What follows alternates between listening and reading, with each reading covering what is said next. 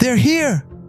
There was desperation and panic in the manager's voice as she blurted this out with a heavy breath. This matched the cashier's face, which changed from neutral and tired to dreadful and painfully awake. Another employee who was waiting behind the counter quickly got up and walked to somewhere in the back of the store. For context, it was a little past 9:30 at night. It had been a busy day for me. I had a test and multiple quizzes in my various classes, and I had just gotten done with a hard gym session before returning to my apartment to find that I was fresh out of milk. I decided to run down to the convenience store located right under my apartment building. I knew they closed at 10, so I had plenty of time to pick up milk and browse their snacks. After finding nothing else of interest, I took the jug of milk to the counter to check out.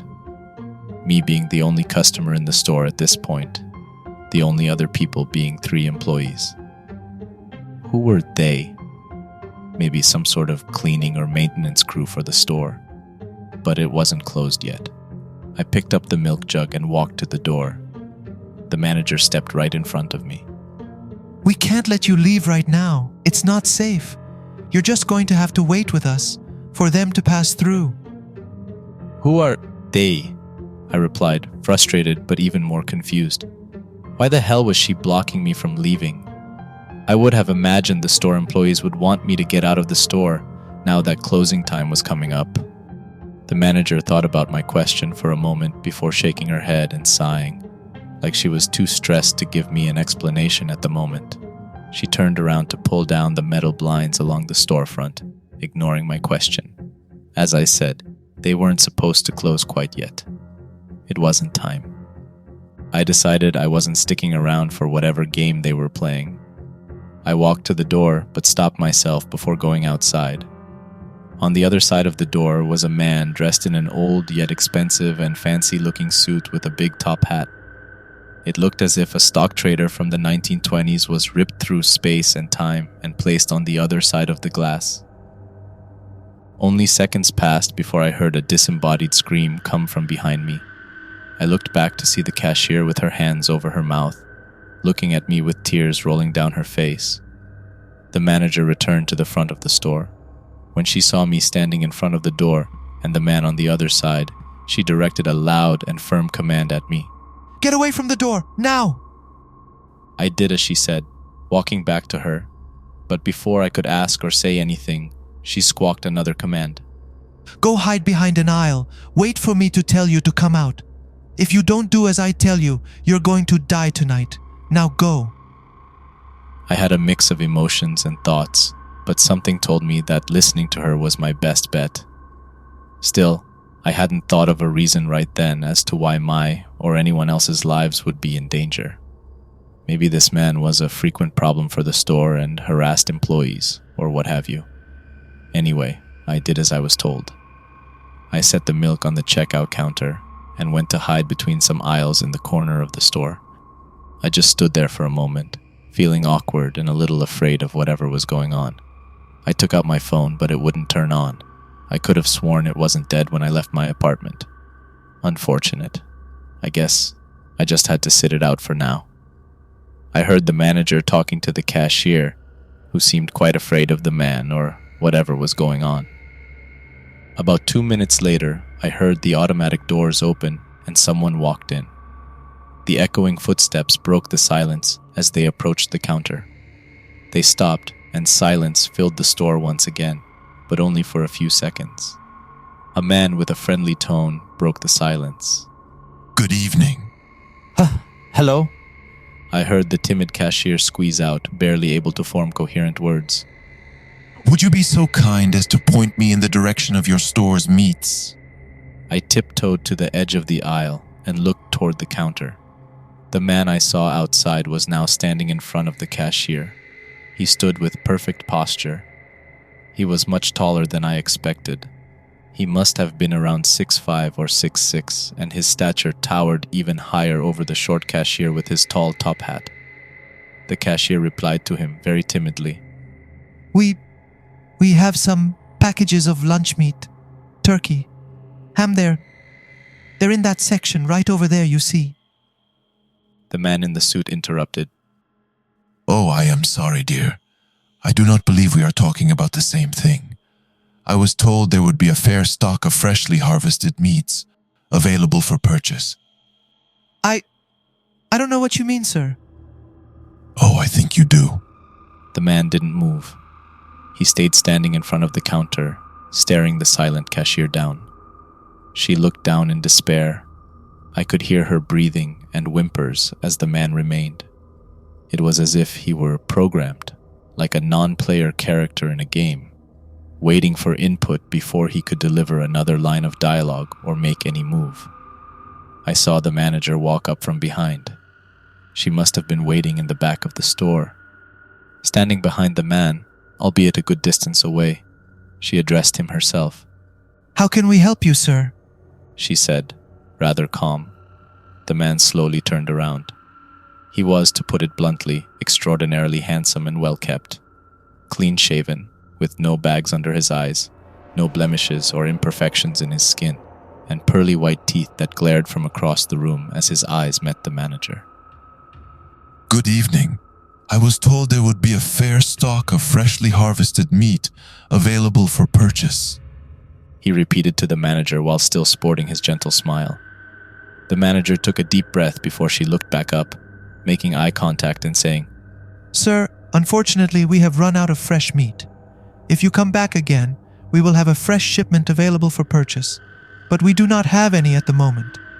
Thank you for shopping with us. The man's smile faded as he stared down at the manager for what must have been a good half-minute. The complete absence of even the slightest movement made him look more like a statue than a person. He seemingly broke whatever trance he was in, and his smile returned. I understand.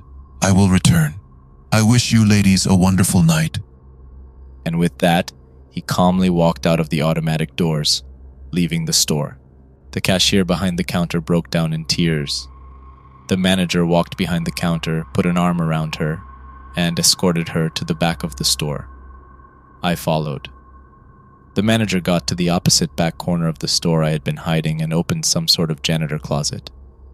Inside was the third employee whom I saw retreat to the back of the store earlier. He was on a phone, not a cell phone, some sort of wireless home phone that I assumed to be the phone for the store. Were you able to get in touch with them? The manager asked after gently helping the hysterical cashier to the floor of the closet. They're still trying to figure out how to get here. It might take them a while. Can you hold it down by yourself out there? The manager nodded her head as she let out another sigh, closing the door and turning around to me. We might be here for a while.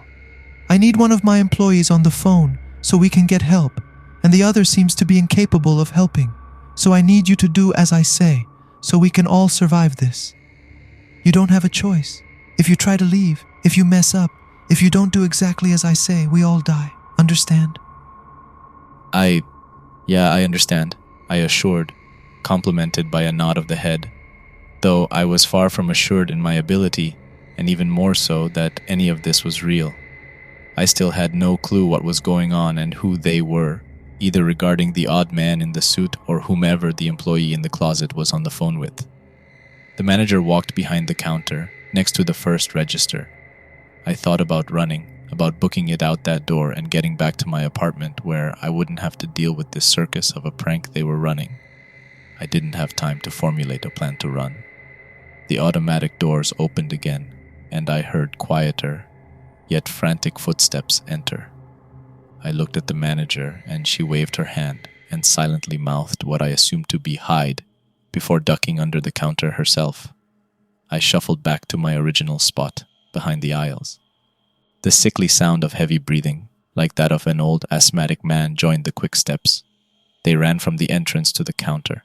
They stopped for a moment, but the breathing was incessant. It began running again. It seemed to get close, then far, then closer, then far, and closer again. I quickly put the pieces together, realizing it was moving up and down the aisles, sweeping all of them in order, and it would eventually run down mine. I panicked for a few seconds, trying to piece together an idea of how not to be spotted. I hoped that whoever it was wasn't perceptive enough to notice me move over an aisle. When it got to the aisle before mine, I waited for it to walk a distance down, away from me. I turned around the edge of my aisle and took a peek around the corner. I finally saw. It wasn't a person. It stood about 4 or 5 feet above the ground. It was completely naked and had pale white skin, too white to be any living human. Its back was massively hunched, its spine protruding so far it looked as if it would tear through the flesh any moment. The legs were thin and small. They didn't look like they could support the weight of the creature they carried. The feet and toes were like that of a lizard. When it turned the corner, I could see its short arms with human-like hands that were far too large for proportionality, with dirty, long black nails.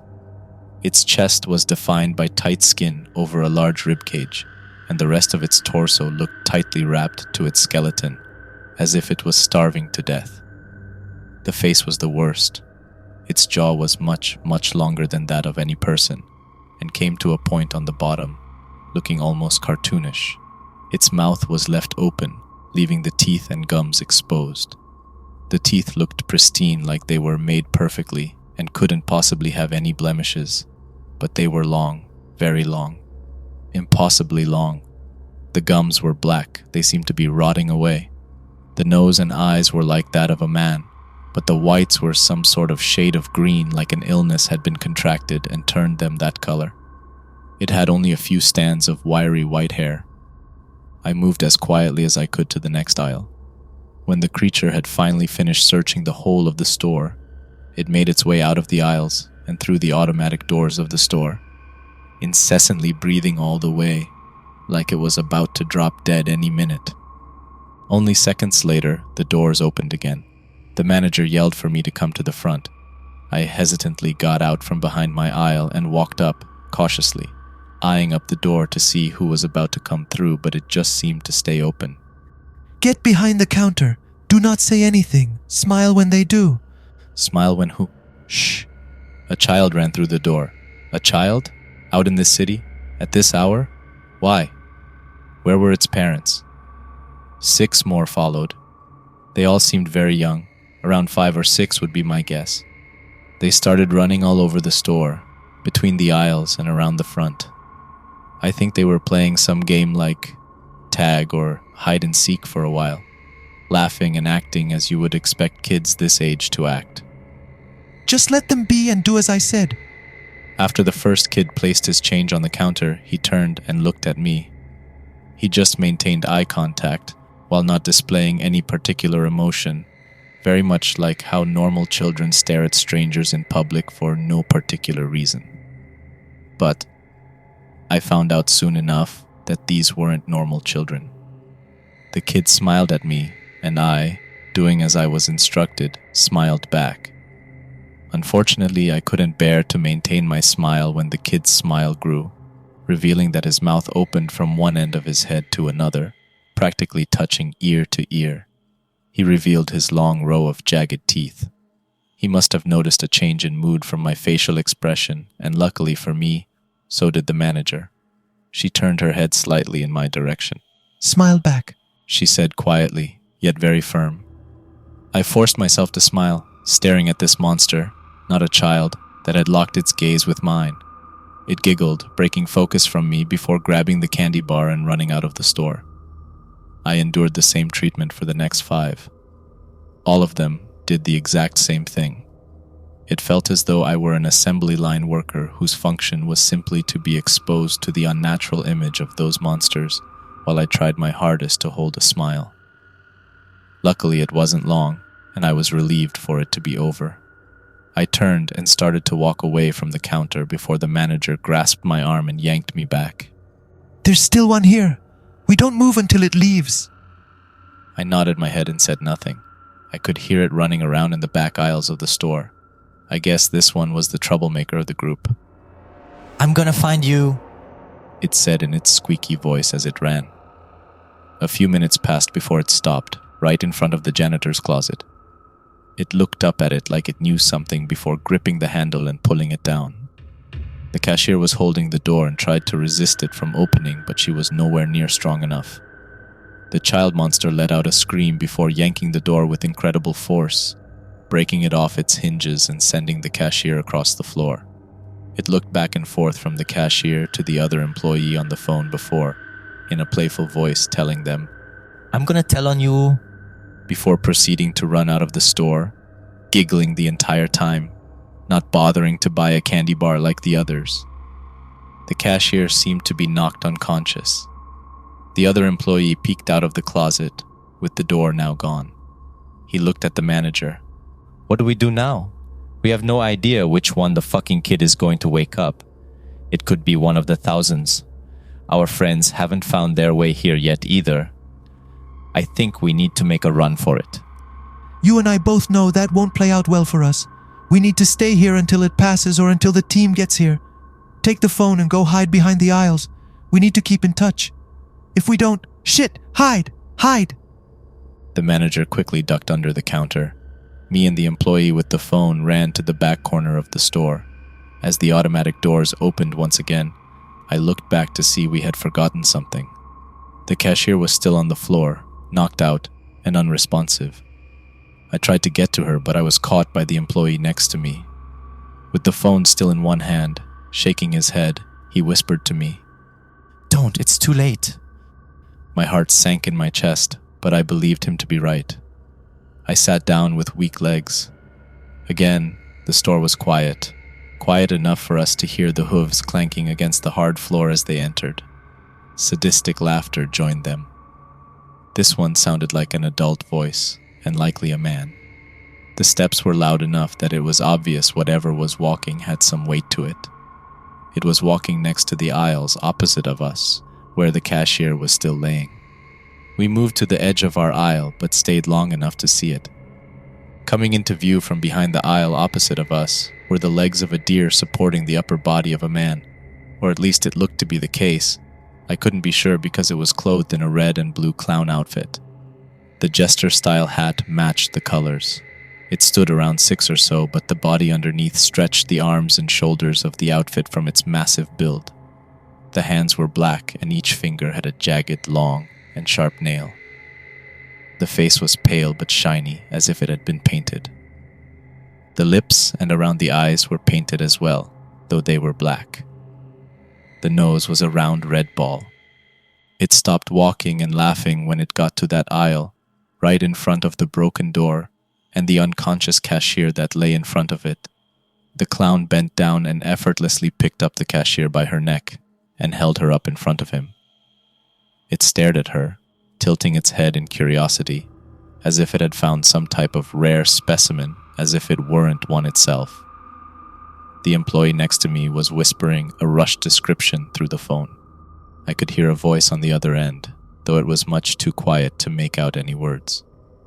The cashier opened her eyes, finally waking up before her eyes grew even wider as she realized what she was looking at.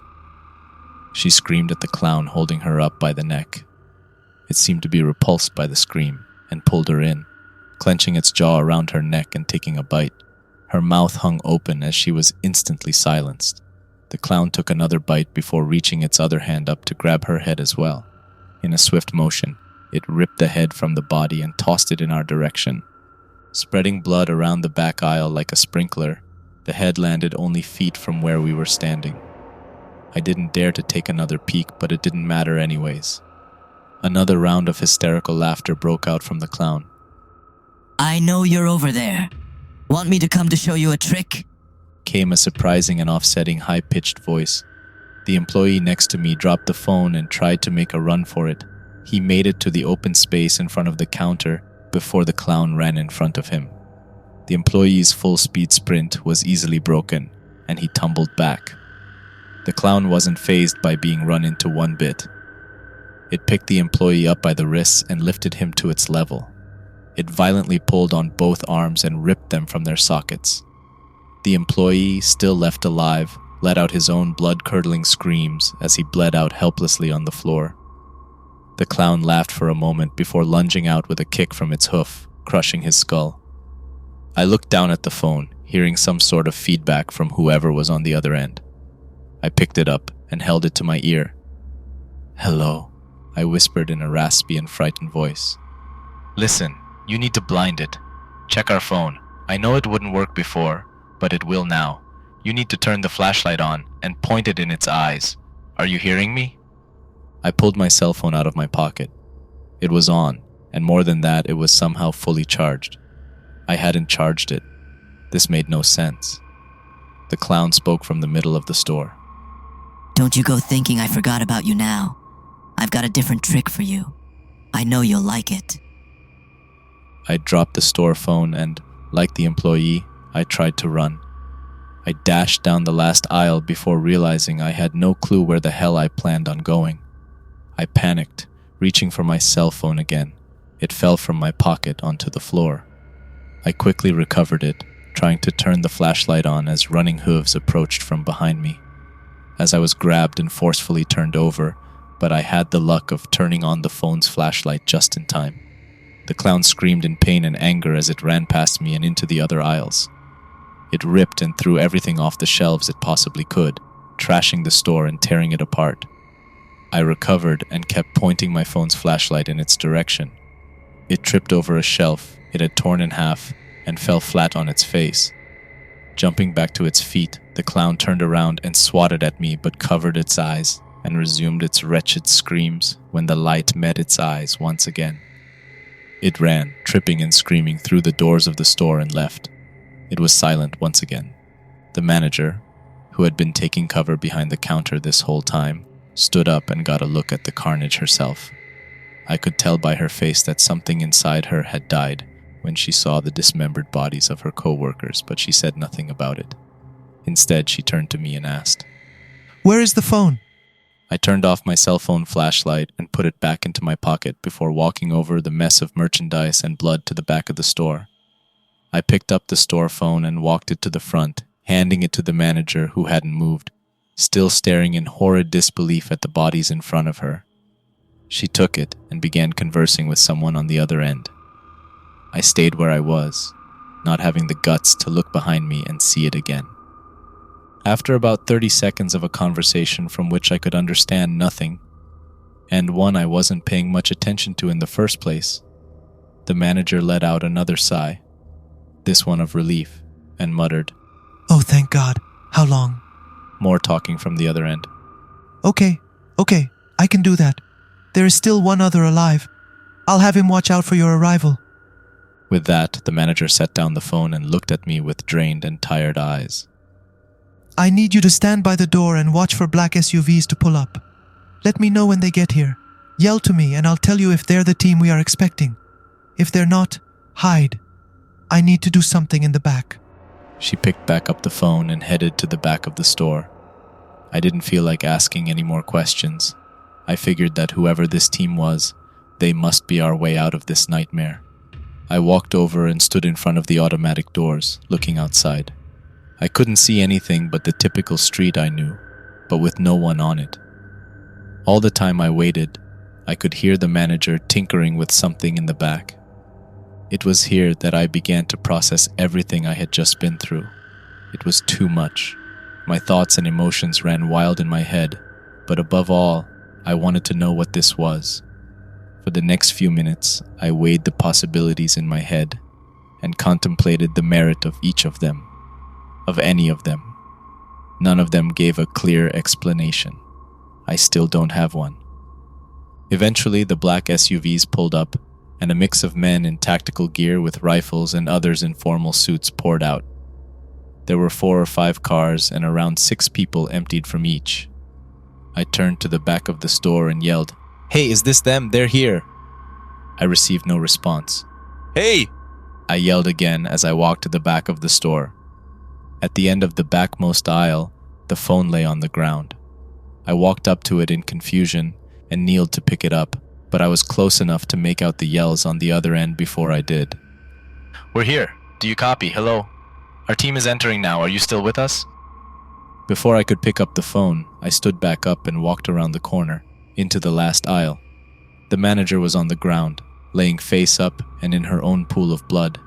Her body was cut open at the belly, and on top of her crouched a man. It was the man from earlier, the first one who walked in, the tall man with a fancy old suit and hat. But this time he was without the hat and coat for his suit. He held a large knife, which he was carving into the manager's body, Organs surrounded the two. He must have ripped them out. He looked up from what he was doing and smiled at me before looking back down and continuing.